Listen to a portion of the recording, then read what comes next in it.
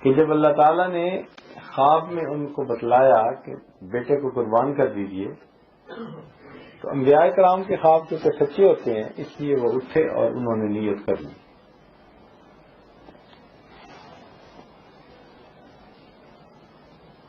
اہلیہ کو کہا کہ بچے کو بھی تیار کر دو، آج جانا ہے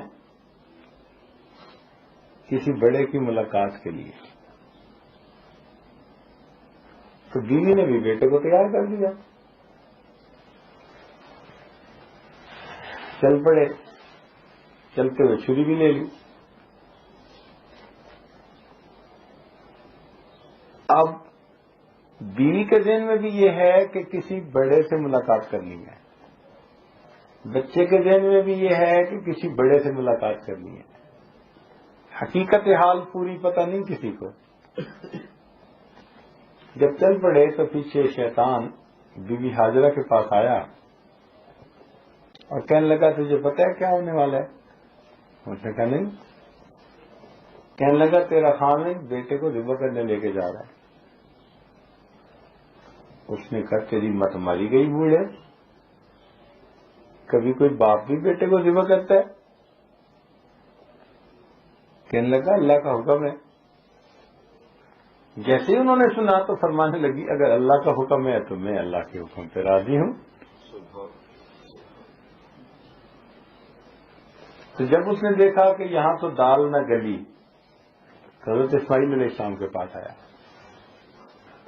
کہنے لگے آپ کو پتہ ہے کہ آپ کے ابو کہاں لے کے جا رہے ہیں؟ کہا کسی بڑے سے ملاقات کے لیے۔ کہنے لگے کوئی نہیں، تمہیں ذبح کرنے کے لیے جا رہے ہیں۔ اس نے کہا بوڑھے تجھے حیا نہیں آتی، شرم نہیں آتی کہ تو ایسی بات کر رہا ہے؟ کیا کوئی والد بھی اپنے بیٹے کو ذبح کر سکتا ہے؟ اس نے کہا ہاں اللہ کا حکم ہے۔ تو بچہ کہنے لگا اگر اللہ کا حکم ہے تو میں کچھ دیر بعد قربان ہونے کی بجائے ابھی قربان ہونے کے لیے تیار ہوں، میرے رب کا حکم یہ ہوگا۔ جب یہ بھی داؤ نہ چلا تو پھر سیدنا ابراہیم خلیل اللہ کے پاس آیا، کہنے لگا جی کہ میں آپ کو ایک مشورہ دوں کہ بیٹے کو آپ ذبح نہ کریں، ذبح میں کر کے رہوں گا۔ کہنے لگا دیکھو قابیل نے حابیل کو جو قتل کیا تھا اس کا تذکرہ اب تک موجود ہے، کیسی بدنامی ہوئی کہ اللہ تعالیٰ نے اس کے گناہ کا تذکرہ آنے والے لوگوں میں بھی جاری کر دیا۔ تو آپ بھی بیٹے کو اس طرح ذبح کریں گے تو ایسا نہ ہو کہ تمہاری بھی بدنامی ہو جائے۔ انہوں نے کہا بدبخت تو مجھے شیطان نظر آتا ہے، میرے اس قربانی میں اور اس قتل کرنے میں کوئی مناسبت ہی نہیں ہے، اس لیے کہ اس بھائی نے دوسرے کو قتل کیا تھا نفسانی خواہش کی خاطر، اور میں بیٹے کو ذبح کروں گا اللہ کی رضا کی خاطر۔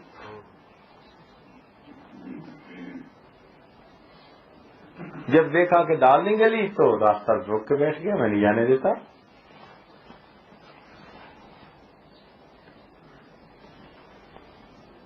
تو اپنی طرف سے تو شیطان نے پوری کوشش کی، اللہ تعالیٰ نے محفوظ فرمایا۔ یہی وہ جمرات ہیں جو حج کے موقع پر پتھر مارے جاتے ہیں، اس کی یاد تازہ کی جاتی ہے۔ اب آگے جب ذرا کھلی سی جگہ آئی نا تو بیٹے نے پوچھا ابو آپ کہہ رہے تھے کسی بڑے سے ملاقات کے لیے جانا ہے، تو کہاں جانا ہے؟ اب سیدنا ابراہیم خلیل اللہ نے ان کو فرمایا کہ بیٹے انی ارا فی المنام انی اذبحک فانظر ماذا تری، میں نے خواب دیکھا ہے کہ تمہیں ذبح کر رہا ہوں، بتاؤ بیٹے کہ تمہاری رائے کیا ہے؟ تو مفسرین نے یہاں نقطہ لکھا کہ یہ نہیں پوچھا کہ بھئی اگر تم راضی ہو تو تمہیں ذبح کر دوں، نہیں راضی تو کچھ نہ کروں، نہیں، پوچھنے کا مقصد یہ تھا کہ بیٹے تجھے ذبح کرنا ہے، اگر تو تیار ہے تو تیرے ساتھ ماننے والوں جیسا سلوک کروں گا، اگر تیار نہیں تو نہ ماننے والوں جیسا سلوک کروں گا، میں نے تجھے اللہ کے نام پہ ذبح ضرور کرنا ہے. اور بیٹا بھی ایسا، سبحان اللہ، کہنے لگا یا ابت افعل ما تؤمر، ابا جان جو آپ کو حکم ہوا آپ کر گزریے، ستجدنی انشاءاللہ من الصابرین، آپ انشاءاللہ مجھے صبر کرنے والوں میں سے پائیں گے. سبحان اللہ، ایسے بیٹے اللہ ہر ایک کو عطا فرمائے.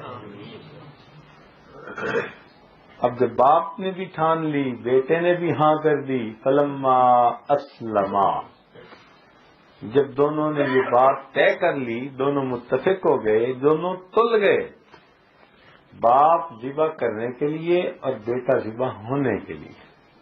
اللہ اکبر. فَتَلَّهُ الْجَبِينَ، حضرت ابراہیم علیہ السلام نے اپنے بیٹے کو جبین کے بل لٹا دیا.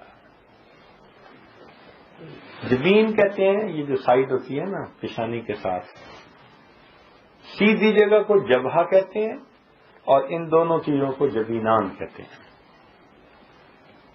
انہوں نے لٹا لیا جیسے بکرے کو ایک سائڈ پہ لٹا دیتے ہیں.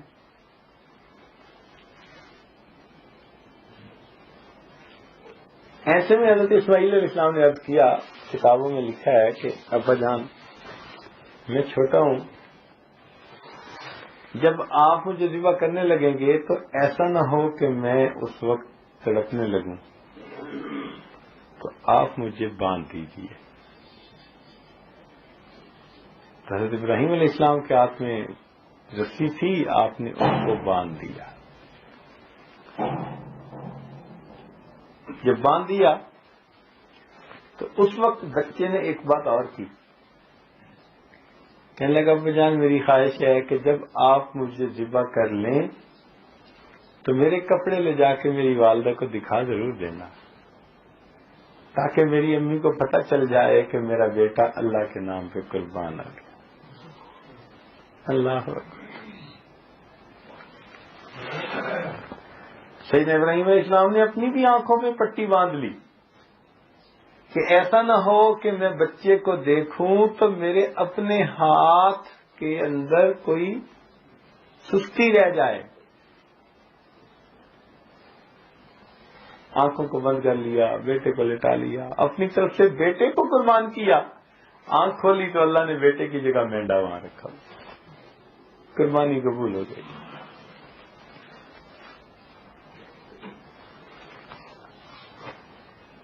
تو گویا سال کی ابتدا قربانی سے شروع ہوئی اور سال کا اختتام کس پر ہوا؟ قربانی پر. فرق اتنا ہے کہ ابتدا جو ہوئی محرم میں وہ ذاتی قربانی سے ہوئی، اپنی جانی قربانی، اور ذی الحجہ پر جو اختتام ہوا تو وہ اولاد کی قربانی.